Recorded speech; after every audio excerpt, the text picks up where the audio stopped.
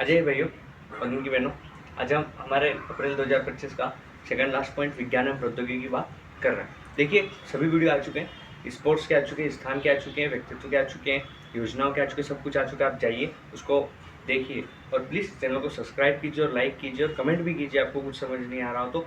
और प्लीज़ देखिए, मैं अभी भी कह रहा हूँ, आप करंट छोड़ के नहीं जा सकते, ये रिस्क नहीं ले सकता आप। तो विज्ञान प्रौद्योगिकी की बात करते हैं तो स्टार्ट होता है अभ्यास टाइगर ट्रायम्फ 2025, जो कि कहाँ पे हुआ था? पूर्वी तट भारत के ऊपर।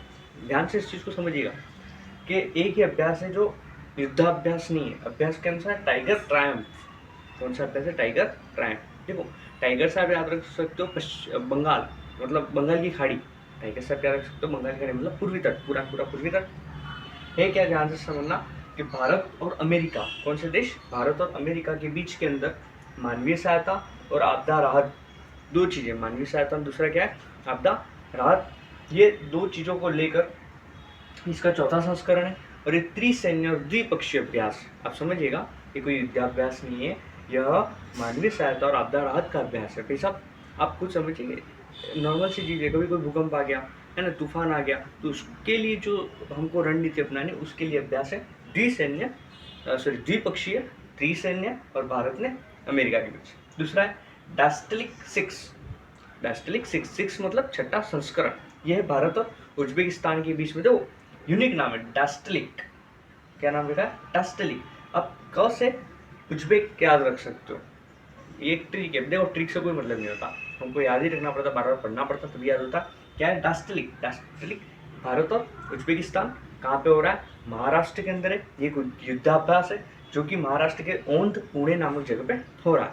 चाहे भारत की ओर से 60 जाट रेजिमेंट ने हिस्सा लिया है, दूसरा उज्बेकिस्तान है सामने, ठीक है, और एक सैन्य अभ्यास है। कौन सा संस्करण है? छठा संस्करण और डास्टलिक। उसके बाद बात करते हैं मेरीटाइम एंगेजमेंट। मेरे एंगेजमेंट से ये नहीं समझना है कि शादी का अभ्यास, किसी और देश के बीच शादी नहीं हो रही। ये एक युद्धाभ्यास है, मतलब भारतीय सैनिक और किसी और देश के सैनिकों के बीच शादी नहीं हो रही। ये मेरीटाइम एंगेजमेंट, AIKEYAME, इतना बड़ा इसका नाम है। ये है 2025 में। याद रखना, भारत और अफ्रीकी देश। कौन से देश? भारत और अफ्रीकी देश। देखो, नाम से आपको, आप थोड़ा अगर यूनिकनेस निकालोगे तो आपको मिल जाएगी। क्या है? मेरीटाइम और एंगेजमेंट, थोड़ा थोड़ा नाम ऐसा लगता है कि अफ्रीकी देशों की तरफ ही झुकता है, अपनी तरफ नहीं झुकता। मेरीटाइम एंगेजमेंट, AIKEYAME 2025, भारत अफ्रीकी देश समुद्री सहयोग है। कब है? 18 अप्रैल को। और कहाँ पे हो रहा है? तंजानिया, दार ए सलाम। कहाँ पे? दार ए सलाम, तंजानिया में हो रहा है। वापस बता रहा हूँ, मेरीटाइम एंगेजमेंट AIKEYAME 2025, ये समुद्री सहयोग पे। और कौन से देश है? केवल अफ्रीकी देश और भारत के, भारत अपना, बस। यूनियोकॉस 2025 या यूनियोकॉस 25 बोल दो आप। ये आयोजन कहाँ पे? ग्रीस में। एक प्रकार का मल्टीपल युद्धाभ्यास है, मतलब मल्टीपल मतलब जिसमें दो देश नहीं होते, बहुत सारे देश एक साथ आ रहे हैं। कुल मिलाकर 15 देश हैं। इसराइल, अमेरिका जैसे बड़े बड़े देश है, फ्रांस जैसे देश हैं, और साथ में भारत भी इसमें शामिल है। कब हो रहा है? 31 मार्च से 11 अप्रैल। देखो, इसमें क्या याद रखने का? यूनियोकॉस कहाँ हो रहा है? ग्रीस में हो रहा है। ये क्या? एक प्रकार का युद्धाभ्यास है, जो मल्टीपल युद्धाभ्यास है। 15 देश है, भारत भी इसमें शामिल है। दूसरी बात करें डेजर्ट फ्लैग। डेजर्ट फ्लैग की बात करें, देखो, डेजर्ट के नाम से आपको याद हो जाना चाहिए कि डेजर्ट और ये सब तो मतलब अरब कंट्रीज में। युद्धाभ्यास कहाँ हो रहा है? UAE, संयुक्त अरब अमीरात के अंदर हो रहा है। कब हो रहा है? अप्रैल 2025 में हो रहा है। 11 देश है इसमें, फ्रांस है, अमेरिका की वायुसेना है, उसी के साथ भारत भी इसके अंदर शामिल है। फिर आता है गौरव वम। देखो, अभी तक हमने युद्धाभ्यास पढ़े और नॉर्मल अभ्यास पढ़े, वो खत्म हो गए। अब हम बात करेंगे साइंस टेक्नोलॉजी की। अब मूल आता, अब विज्ञान आता। अभी तक आ रही थी प्रौद्योगिकी और युद्धाभ्यास की बात, अब आता है विज्ञान। गौरव वम किसके द्वारा डिजाइन करा था? आपको याद रखना है, DRDO द्वारा। 1000 किलो वजनी है ये। क्या 1000 किलो वजनी है? लॉन्ग रेंज ग्लाइड बम, मतलब लंबी दूरी का बम है, मतलब किसी भी विमान के द्वारा माध्यम से एक लंबी दूरी तक इसके अंदर हम बात कर सकते हैं। आगे हम बात करें तो सुखोई, इसका जो प्रशिक्षण किया गया, मतलब इसको जांचा गया, तो सुखोई 30 द्वारा MKI युद्ध विमान से इसका प्रशिक्षण किया गया। क्या? देखो, ज़्यादा याद नहीं रखना। क्या याद रखना? ध्यान से समझिएगा। गौरव बम DRDO द्वारा बनाया गया, एक लॉन्ग रेंज ग्लाइड बम है 1000 किलो में, और सुखोई 30 MKI युद्ध विमान से इसका प्रशिक्षण किया। QKG ट्रांसमिशन C डॉट द्वारा हम सबसे पहले हम समझते हैं क्यूकेडी ट्रांसमिशन है क्या। है क्या कि जैसे फाइबर होता है, एक ही फाइबर के अंदर, ठीक है, एक ही फाइबर के अंदर अगर कई कोर में डाटा ट्रांसमिशन को शक्तिशाली बना देता। भाई एक ही फाइबर अगर उसमें, भाई देखो हमको क्या मिला, हमको कम संसाधनों का यूज़ करना पड़ा, कम लागत का यूज़ करना पड़ा।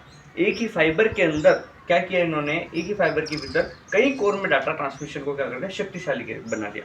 नहीं याद हो कोई दिक्कत नहीं, हमको क्या याद रखना, केवल इतना याद रखना कि क्यूकेडी ट्रांसमिशन किसके द्वारा निर्मित है, सी डॉट द्वारा निर्मित है, तथा उसका सहयोगी कौन था, स्टारलाइट टेक्नो लिमिटेड। स्टारलाइट के बारे में आप सब जानते हो, ये एलन मस्क की संस्था है। तो आपको क्या कितना याद रखना है कि सी डॉट द्वारा स्टारलाइट टेक्निक लिमिटेड के द्वारा ये 4 कोर मल्टी कोर फाइबर पर भारत ने फर्स्ट क्यूकेडी का प्रशिक्षण किया। ये भारत का कौन सा फर्स्ट क्यूकेडी है। नहीं याद रहे, मैं कह रहा हूँ 2 चीजें, सी डॉट और स्टारलाइट टेक्निक। अगला QPIAI इंडस। QPIAI इंडस है क्या कि देश का first powerful stack quantum computing system है। यह भारत के 25 क्वांटम कंप्यूटिंग सिस्टम सबसे शक्तिशाली कंप्यूटिंग सिस्टम है। परंतु ध्यान रखिए ये देश का पहला फुल स्टैक कैसा है, भाई दूसरे जो बने वो स्टैक थे बट उनको फुल स्टैक नहीं देता, full stack quantum computing system है। तो आपको ये दोनों चीजें याद रखनी है। आज की शुरुआत हम कुछ अच्छी लाइनों से करते हैं कि हम जिस सुकून की तलाश में हैं, हम जिस सुकून की तलाश में हैं वो सुकून इस जीवन में नहीं है। लोग कहते हैं आराम चाहिए, हमको सुकून चाहिए, हमको शांति चाहिए, परंतु शांति और सुकून आपको मृत्यु के बाद, आपके मरने के बाद ही मिल सकता। इसलिए जीवन में जो व्यक्ति शांति, सुकून और संतुष्टि की तरफ जाता है उस व्यक्ति की कार्य प्रवृत्ति रुक जाती है, उसकी व्यक्ति की प्रगति भी रुक जाती है। तो हम स्टार्ट करते हैं। पुरस्कार एवं सम्मान। माह है अप्रैल 2025। पुरस्कार का नाम हम स्टार्ट करते हैं लता दीनानाथ मंगेशकर पुरस्कार। आपने इस पुरस्कार का नाम पहले सुना हुआ है, बिल्कुल सुना हुआ है, परंतु हमको याद क्या करना है कि इस बार के लिए इस पुरस्कार से किसे सम्मानित किया गया। तो ये इसका नाम है कुमार मंगलम बिड़ला। ये कुमार मंगलम बिड़ला जो समूह है उसके क्या है, ये अध्यक्ष है। दूसरा देखो, ये मोस्ट इंपॉर्टेंट प्रश्न, आपने अक्सर देखा होगा कि जब भी देश में कुछ होता है, प्रसिद्ध कुछ भी होता है, तो ये समुद्र किनारे खड़े होते हैं और रेत के ऊपर कुछ न कुछ अच्छा आर्ट बना होता है। तो उन्हीं के हम स्वागत के लिए बात करें, उनका नाम ले रहे सुदर्शन पटनायक। इनको वर्तमान में लंदन के अंदर, ब्रिटेन के अंदर फ्रेड डारिंगटन सेंट मास्टर पुरस्कार दिया गया। और ये पुरस्कार उनको भगवान गणेश की 10 फीट ऊंची रेत की मूर्ति पे, ऊंची 10 फीट रेत की मूर्ति, जो 10 फीट उन्होंने ऊंची रेत की मूर्ति बनाई, रेत से यूज करके मूर्ति बनाई, किसकी, भगवान गणेश की बनाई, उसके लिए उनको ये पुरस्कार क्या हुआ, दिया गया है। लेकिन उसको याद कैसे करके याद रखना, यहाँ पे क्या दिया है, सेंट मास्टर्स, हम जानते हैं है ना, सेंट से रेत, और रेत का जब भी नाम आया था सुदर्शन पटनायक। तो वापिस याद ध्यान रखना, फ्रेड डारिंगटन सेंट, क्या नाम है, सेंट मास्टर्स, सेंट से याद रखना रेत, और इसके लिए पुरस्कार किसे दिया, सुदर्शन पटनायक को। अब इस तस्वीरें भी ढंग से और अच्छी तरह से देख सकते हो। राष्ट्रीय समुद्री वरुण प्राइज, देखो राष्ट्रीय समुद्री वरुण प्राइज जो है इंडियन गवर्नमेंट ही देती है। कहाँ पे देती है, मुंबई में देती है क्या। अब इस चीज़ को ध्यान से समझिएगा और सुनिएगा कि समुद्री क्षेत्र के अंदर हमारे समुद्री सीमाओं की रक्षा के लिए, समुद्री क्षेत्र में अच्छा काम करने के लिए, समुद्री क्षेत्र के अंदर अच्छा विकास और अच्छी तरह से उसकी निगरानी रखने के लिए पुरस्कार दिया जाता है। वर्तमान में ये पुरस्कार कैप्टन राजेश उन्नी, जो कि नेवी के अंदर ही है, कैप्टन राजेश उन्नी, देखो 19 साल याद रख सकते हो। मेरे को तो इसी कुछ में यूनिक शब्द पकड़ता हूँ जिससे याद करना, जैसे करंट अफेयर के साथ होता है, आप 6 महीनों का करंट अफेयर पढ़ रहे हो, ठीक है, ये साथ में आपको सब कुछ याद हो जाएगा, परंतु आप कुछ शब्दों पे जाइए, किस पे जाइए, शब्दों पे जाइए। 19 से वरुण, सेंट से सुदर्शन पटनायक, है ना, ये लता दीनानाथ मंगेशकर, चलो ये तो अपने को याद करना पड़ता है, क्योंकि बिड़ला समूह, तो बिड़ला से बिड़ला याद रख लो, ठीक है। तो समुद्री वरुण प्राइज किसको दिया गया, कैप्टन राजेश उन्नी को।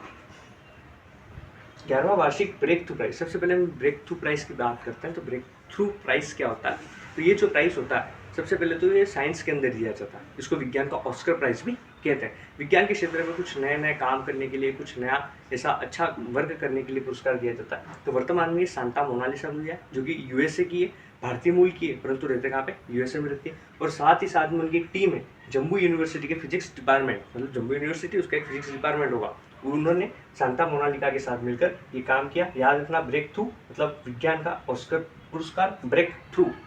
साथ में कौन से संस्करण, 11 संस्करण है। आपको इस चीज को याद रखना, महत्वपूर्ण है। और दूसरा समुद्री वरुण पुरस्कार की बात करें तो 62वें क्रम का समुद्री वरुण पुरस्कार। मात्र आपके सामने एक स्पोर्ट्स का तो हो चुका, एक विज्ञान प्रौद्योगिकी पुरस्कार की बात हम कर लेते हैं, वही बचता sky tracks world airport award. समझिए पहले कि अवार्ड है क्या, अभी तो अवार्ड समझ जाते हैं, सब गिर जाता ही।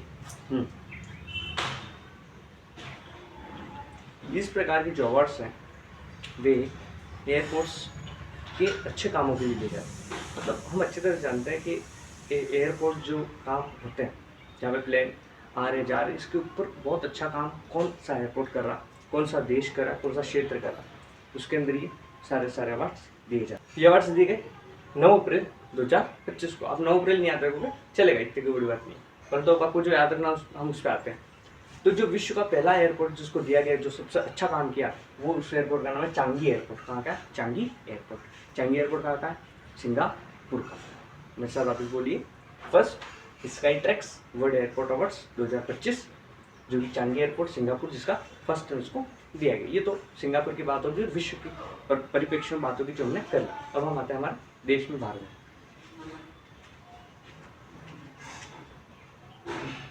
First Indira Gandhi airport. Indira Gandhi airport कहाँ पे? दिल्ली। एयरपोर्ट कहाँ पे? दिल्ली में, जिसको विश्व में 32वां रैंक मिला। ये भारत और दक्षिण एशिया का सर्वश्रेष्ठ एयरपोर्ट। दक्षिण एशिया में पाकिस्तान, अफगानिस्तान, भारत, बांग्लादेश, चाइना और ये जितने भी क्षेत्र हैं वो सारे दक्षिण एशिया में आते हैं। उस दक्षिण एशिया और हमारे भारत के अंदर सर्वश्रेष्ठ जो एयरपोर्ट है वो कौन सा? राजीव गांधी, जिसको 32वां रैंक दिया गया। दूसरे का देखो, एयरपोर्ट बहुत इंपॉर्टेंट है। ऐसा नहीं पूछा जाएगा कि ये एयरपोर्ट को कुछ मिला क्या नहीं वाला, नहीं। वो सीधा पूछेगा केम्पागोड़ा एयरपोर्ट कहाँ पे? ठीक है, केम्पागोड़ा एयरपोर्ट कहाँ पे स्थित है? चेन्नई में, जिसका 48वां रैंक मिला है। कौन सा रैंक मिला? 48वां रैंक मिला। और यह भारत और दक्षिण एशिया का सर्वश्रेष्ठ क्षेत्रीय एयरपोर्ट है। क्षेत्रीय मतलब देखो, 2 प्रकार के एयरपोर्ट होते हैं, अंतर्राष्ट्रीय ने राष्ट्रीय। राष्ट्रीय एयरपोर्ट की बात हम करते हो, ये देश एक देश के अंदर एक स्थान से दूसरे स्थान की बात होती है, वो क्षेत्रीय हो जाएगी। और जो दूसरे सारे मतलब अंतर्राष्ट्रीय में जाना होता है, उसमें कौन सा हो जाएगा? इंदिरा गांधी। तो अभी बता रहा हूँ मैं, इंदिरा गांधी एयरपोर्ट एशिया और दक्षिण एशिया का सर्वश्रेष्ठ एयरपोर्ट है। जबकि केम्पागोड़ा एयरपोर्ट जो कि चेन्नई में स्थित है, ये एयरपोर्ट के नाम से फेमस है, जिसका 48वां रैंक है, वह भारत और दक्षिण एशिया का सर्वश्रेष्ठ कौन सा? क्षेत्रीय एयरपोर्ट है। कौन सा एयरपोर्ट है? क्षेत्रीय एयरपोर्ट। उसके बाद हम बात करें इसी एयरपोर्ट की, तो 5 स्टार रैंकिंग में स्काई ट्रैक्स जो भारत का पहला जो KIA एयरपोर्ट है, मतलब केम्पागोड़ा एयरपोर्ट है, उस एयरपोर्ट की अगर हम बात करें ध्यान से, तो यह एयरपोर्ट पहली बार भारत का पहला एयरपोर्ट है और पहली बार है जब किसी एयरपोर्ट को 5 स्टार रैंकिंग दी जा रही है। तो ये एयरपोर्ट पहला है जिसको 5 स्टार रैंकिंग दी जा रही है। किसके द्वारा? स्काई ट्रैक्स द्वारा। ये पूरी रैंकिंग निकाल रहा है स्काई ट्रैक्स द्वारा, World Airport Awards 2025। Indira Gandhi clear, Delhi, Kempegowda Chennai. तीसरा राजीव गांधी एयरपोर्ट जो कि हैदराबाद में। हैदराबाद किसकी राजधानी? आप कमेंट करके बताओ। राजीव गांधी एयरपोर्ट कौन सा एयरपोर्ट है? 56वां एयरपोर्ट है। कहाँ पे स्थित है? हैदराबाद में स्थित है। यह एयरपोर्ट भारत और दक्षिण एशिया का सर्वश्रेष्ठ एयरपोर्ट स्टाफ का पुरस्कार मिला। देखो 3 पुरस्कार हमको मिले। इंदिरा गांधी भारत और दक्षिण एशिया का सर्वश्रेष्ठ पुरस्कार जो अंतर्राष्ट्रीय राष्ट्रीय दोनों। केम्पागोड़ा एयरपोर्ट चेन्नई भारत और दक्षिण एशिया का सर्वश्रेष्ठ क्षेत्रीय पुरस्कार जो कि एक देश के अंदर एक स्थान से दूसरे स्थान की बात कर रहे हैं। और तीसरा राजीव गांधी एयरपोर्ट जो कि 56वां और इसको भारत और दक्षिण एशिया का सर्वश्रेष्ठ स्टाफ अवार्ड मिला। मतलब जो उसका वहाँ पे जो काम कर रहे कर्मचारी हैं उनके लिए अवार्ड मिलेगा। उनका जो कर्मचारी का जो स्टाफ है उसके लिए सर्वश्रेष्ठ है, इस हिसाब से उनको अवार्ड दिया गया। तो आपको ये पूरी चीज़ क्लियर होनी चाहिए कि कुल मिला के उनको 3 चीज़ें याद रखनी। इंदिरा गांधी 32वां जो कि भारत और दक्षिण एशिया का सर्वश्रेष्ठ है। दूसरा KIA केम्पागोड़ा चेन्नई में भारत और दक्षिण एशिया सर्वश्रेष्ठ क्षेत्रीय एयरपोर्ट है। और 5 स्टार रैंकिंग में भी पहली बार कोई एयरपोर्ट गया वो KIA। राजीव गांधी एयरपोर्ट जो कि स्टाफ के अंदर स्टाफ और एयरपोर्ट है तो राजीव गांधी एयरपोर्ट है। इंपॉर्टेंट प्रश्न, इसको याद रखिएगा। दूसरा पॉइंट, फ्रांस का प्रतिष्ठित पुरस्कार है जो कि इसका नागरिक सम्मान है। मतलब फ्रांस जैसे भारत का अपना नागरिक सम्मान सबसे पहले भारत रत्न है, इस बार फ्रांस का भी कोई कोई नागरिक सम्मान है। तो उस नागरिक सम्मान का सबसे पहले नाम आपको याद होना चाहिए। नाम याद हो तो ध्यान रखना ये है Officier de l' Ordre des जार ए लेटर। बड़ा ही अटपटा नाम है, जुबान घूम गई पूरी। ऑफिसियर दो आर्डे द जार ए लेटर अवार्ड। यह अवार्ड मुंबई में ही दिया गया, एक भारतीय को दिया गया। यह हमारे सम्मान की बात है। किसको दिया गया? पायल कपाड़िया को। पायल कपाड़िया भारतीय फिल्म निर्देशक है, मतलब मूवीज को बनाने का काम करती है। उनको ये अवार्ड कब दिया गया? अप्रैल 2025 में दिया गया, याद रखना। पायल कपाड़िया फिल्म निर्देशक। कौन सी उनकी फिल्म थी जिसको नॉमिनेट किया? All we imagine as light. All we imagine as light, इसके लिए उनको दिया गया। और मई 2024 में Payal Kapadia grand prix award से भी सम्मानित हैं।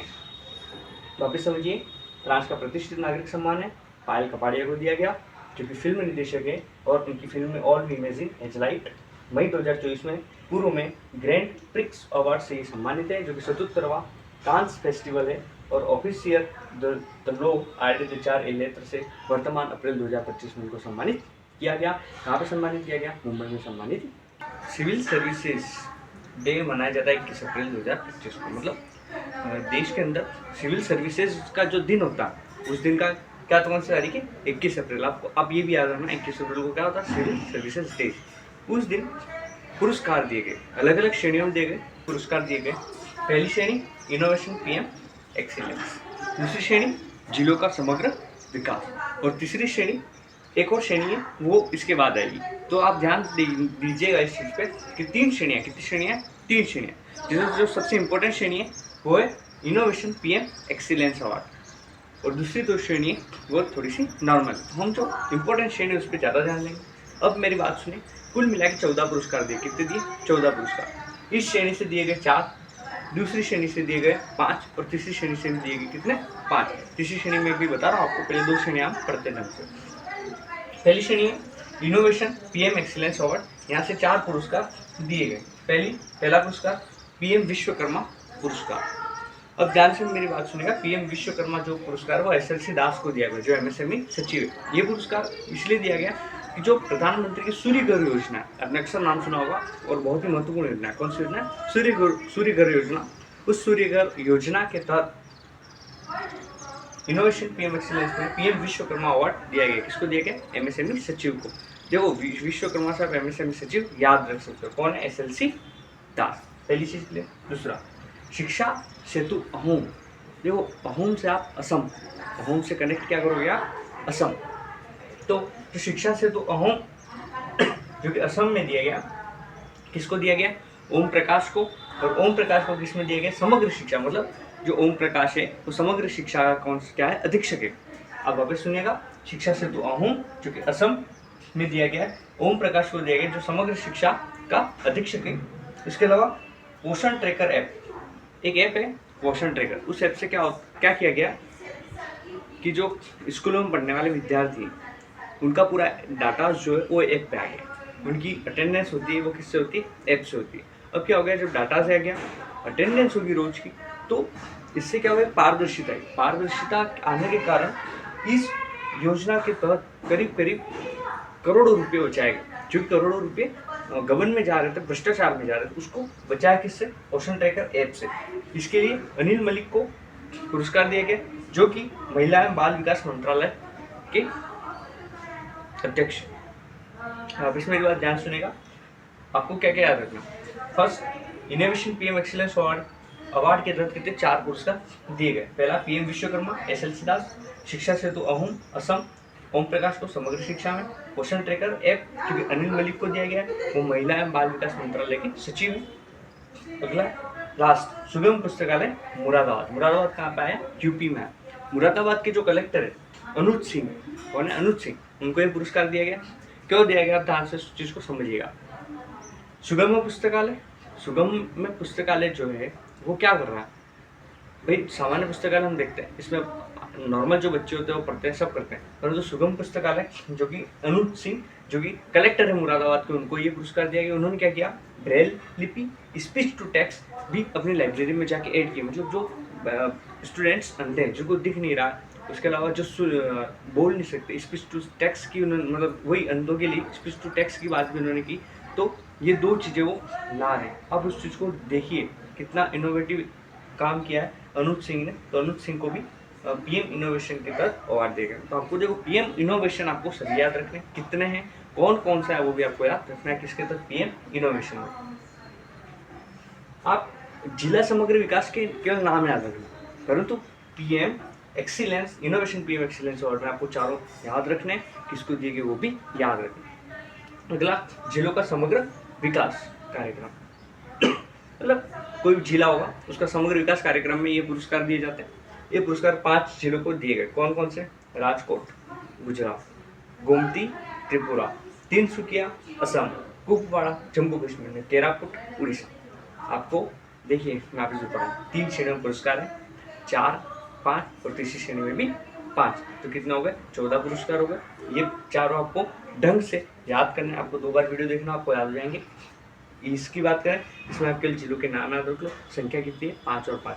तो राजकोट, गोमती, तिनसुकिया, कुपवाड़ा, त्रिपुरा। देखिए पहला पीएम एक्सीलेंस अवार्ड, दूसरा जिला कार्यक्रम श्रेणी जिला कार्यक्रम, तीसरी श्रेणी आकांक्षी ब्लॉक कार्यक्रम। पहला पीएम इनोवेशन एक्सीलेंस, दूसरा जिला कार्यक्रम और तीसरा श्रेणी आकांक्षी ब्लॉक कार्यक्रम। मैंने देखिए आपको बोला कि आपको जो इनोवेशन है वो चारों आपको ढंग से रटने हैं, याद करके जाना है, उसको आप नहीं छोड़ सकते। जिला और श्रेणी वाले इतने याद रखना कि दोनों 5-5 है और दोनों की नाम याद रखो। देखो जो श्रेणी आकांक्षी ब्लॉक कार्यक्रम से 5 दिए गए, झारखंड, केरल, तेलंगाना, त्रिपुरा, एमपी, यहाँ के 5 ब्लॉक है। इन ब्लॉकों के नाम याद करना जरूरी नहीं, ये थोड़ा डीप हो जाता। अब जो इनोवेशन याद कर लो ढंग से, इसको 5 दिए, उसको 5 नहीं, इनोवेशन को कितने 4। तो आपको याद रखना झारखंड, केरल, तेलंगाना, त्रिपुरा, एमपी।